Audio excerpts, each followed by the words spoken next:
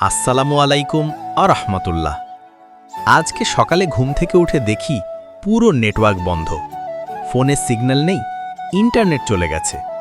প্রথমে ভাবলাম হয়তো সামান্য টেকনিক্যাল সমস্যা, কিন্তু পরে জানতে পারলাম ধান ক্ষেতের মাঝেই অপটিক্যাল ফাইবার কেবল কেটে গেছে। কি যে বিপদ! এখনকার দিনে ইন্টারনেট মানেই জীবনরেখা, কাজ, পড়াশোনা, ব্যবসা সবকিছুই এর ওপর নির্ভরশীল। আর সেই লাইনটাই যখন মাঝপথে কেটে যায় তখন বোঝা যায় এর মূল্য কতটা। কিন্তু সত্যি বলতে কি জানো, এই ধানক্ষেতের দিকে তাকালে সব রাগ, সব বিরক্তি এক মুহূর্তে মিলিয়ে যায়। সোনার মতো ঝলমলে এই ধানের শীষগুলো যেন প্রকৃতির এক জীবন্ত কবিতা। বাতাসে যখন দুলে ওঠে মনে হয় যেন মাটি গান গাইছে, আমি জীবন দিচ্ছি, আমি আশার গল্প বলছি।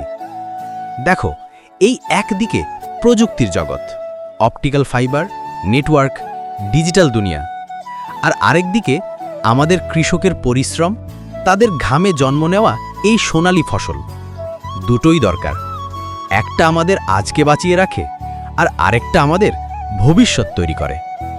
তাই পরের বার যখন লাইন কেটে যাবে রাগ করো না, একটু সময় নিয়ে প্রকৃতির দিকে তাকাও, হয়তো বুঝবে এই সোনার ফসলের মধ্যেই আমাদের সত্যিকারের সংযোগ লুকিয়ে আছে, ইন্টারনেটের নয়, মাটির সঙ্গে, জীবনের সঙ্গে।